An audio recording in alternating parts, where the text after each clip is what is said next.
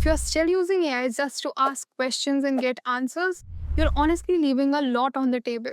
Because in 2026, the real advantage is not who asks better questions, it's who builds better thinking systems. And that's exactly where NotebookLM comes in. You have probably heard about it already. Maybe you have seen those AI generated podcasts popping up everywhere. But here's the reality, most people are using only a tiny part of what NotebookLM can do. And that's exactly what this video is about. Because once you start using NotebookLM properly, it stops being just impressive and it becomes genuinely useful. But the real difference between NotebookLM and tools like ChatGPT and Claude comes down to one thing. Instead of starting with prompts, you start giving it your sources. After that, it helps you ask better questions, extract insights, and convert that information into usable results.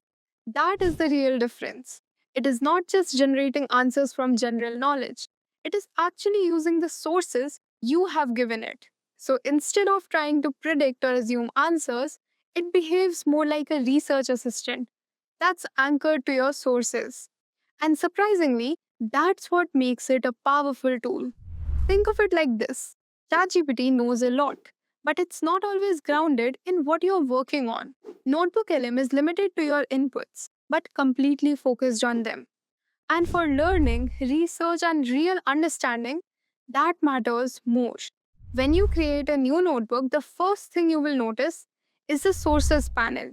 The quality of your output depends directly on the quality of your sources. So, what kind of inputs you can actually use? You can upload documents, class notes, white papers, internal files, anything text based. You can also add web pages, blog posts, guides, or official documentation. And this is powerful. You can paste a YouTube link and it processes the entire content. You can also connect your Google Drive and pull in docs, slides, and PDFs directly. Now, here's where things start to get interesting. You're not working with just one input. You can combine different types of sources in one notebook. For example, a lecture video, a blog, a YouTube link, and its papers all together. That's where it stops being basic and starts becoming powerful. Here's the setup, your main source, the foundation of your topic. Then add 1 to 2 explainers, videos or blogs that simplify it. And finally, a reference source, documentation, papers, or official material. This combination gives you both clarity and depth. That's where you get the best results. Before we even talk about features and styles, you need to understand one important thing. NotebookLM does not answer like normal AI tools. It doesn't just generate responses from general knowledge. Instead, it follows a process. RAG, Retrieval-Augmented Generation. Now, in simple terms, it means first it researches inside your sources. Then it pulls only the relevant parts. And only after that, it generates an answer based on those extract parts. So around 80 to 90% of the response is grounded in your sources. No random AI guessing. And that's why you will see citations attached to your answers, which means you can literally trace every sentence back to your material. In normal AI tools, sometimes answer sounds correct, but you don't know if it's actually correct. That's hallucination. But in NotebookLM, you can verify, you can check, and you can trust. And this changes everything. Now let's talk about research styles. Once sources are added, everything depends on your usage. There are basically two modes of thinking: fast research and deep research. Fast research. Use this when you have a very good material. You want answers quickly. What it does: quick summaries, direct answers, fast clarification. For example, if you studied something and want a quick revision or explanation, this is like scanning mode. Deep research. Use this when topic is new. Topic is complex. You don't understand it fully. What it does: connects ideas, breaks the topic into parts, builds structured understanding. For example, learning AI concepts, difficult chapters, or new subjects. This is like thinking mode. Pro insight. Top students and professionals don't use fast mode. They switch between both fast research for revision and deep research for real understanding. Now, here's the part most people miss, and it matters more than you think. Because most users stop at chat interface. They upload a few sources, ask questions, get answers, and then move on. But that's only a small fraction of what NotebookLM is actually designed for. The real power sits inside something called a studio. And this is where the tools shift. Up till now, you have been using it to understand information. But in Studio, you turn that understanding into something usable. Think of it like this: the chat helps you make sense of the material, Studio helps you convert that into structured outputs. And these outputs are not just text responses, they are organized formats, things you can actually revise from, build on, and present to someone else. This is where NotebookLM becomes significantly powerful. Now let's quickly go through what you can actually generate in the studio, because this is where things start becoming practical. Audio overview. This turns your entire notebook into a podcast style conversation. Not a summary, it's structured like two people naturally talking to each other, which means you can revise while walking, listen during travel, or just reinforce concepts without sitting and reading. And combining audio with reading can improve retention by 20 to 30%, which is why it is more powerful than it looks. Video overview. This creates a visual explanation with slides, almost like a mini lecture built from your sources. It's especially useful when the topic is visual or when you want to quickly revise what you studied. Think of it as a ready made lesson from your own material. Mind map. This gives you visual structure of the topic. Instead of seeing information line by line, you see how ideas connect. Understanding how concepts relate to each other improves comprehension speed by 30 to 40%. Best use before exams, while studying a new topic. When things feel scattered, reports. This generates clean and structured documents, not messy notes, like properly organized content.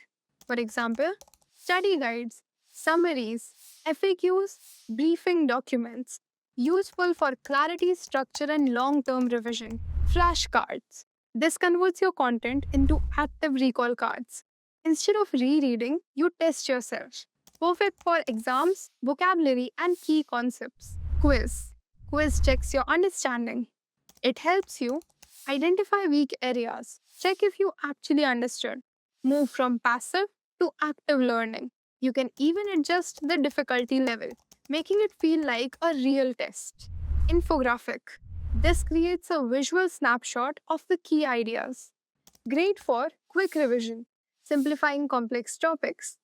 Sharing content. Slide deck.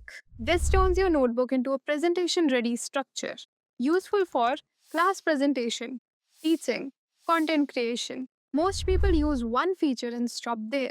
But that's not how this tool is meant to be. The real power is in combining everything into a system. Example workflow. Let's say you're learning a topic. Chat, understand the concept. Mind map, see the structure. Report, get clean notes. Flashcards, remember. Quiz, test yourself. Audio, revise passively. Now, instead of just studying, you have built a complete learning loop. So, it's not about using only one output, it's about turning your sources into a full system of understanding, memorization, and learning. This is one of the most powerful ways to use NotebookLM if you are a student. Let's say you're learning from a lecture. It could be a YouTube video, a recorded class, or even a part of your syllabus. Instead of just watching it once and moving on, you can create a complete system. So, first, you add the lecture as your source. Now, instead of passively consuming it, you start interacting with it. You begin with a prompt like, using only this lecture, explain the core idea in the simplest way possible. Like I am completely new to this topic. Then you build on that. Now explain the same concept at exam level. Include key definitions, common mistakes, and how questions are usually asked. Then add a follow up. Extract the most important terms concepts, or keywords from this lecture and explain each one clearly. At this point, you're not just understanding the lecture, you're structuring it. But this is where it becomes really powerful. You move to Studio, generate flashcards. Now you have something you can revise from. Generate a quiz. Now you actually know how much do you understand. You generate an audio overview. Now you can revisit the whole lecture passively while walking, traveling, or even repeating it in your head. And what you have done here is very, very important. You have taken one lecture and turned it into memory, revision, understanding, structure, and tests, which is exactly how learning is supposed to work. And here's the part most people miss. Don't treat each lecture separately. Keep adding lectures from the same subject to one notebook. Because over time, you're not just building notes, you are building a connected, subject level learning system where every new lecture strengthens the previous one. And that's when it becomes far more better from just watching videos or making notes. This is one of the highest leverage use cases if you're a working professional. Let's say you have an important meeting coming up, a project discussion, a proposal review, or even a decision that needs to be made. Normally, what happens? You go through multiple documents, maybe some mails or some links, and everything feels scattered. Instead, you bring all of that to one place. You add your sources, a design document, background notes, maybe a few reference articles, and if available, even a recording from a previous discussion. Now, instead of reading everything again, you start interacting with it. You begin with something like summarize this entire context in 5 key points, focusing on what actually matters. Then you move to clarity. What are the main trade offs or decisions being considered here? Then you add a follow up. What assumptions are being made that might not be valid?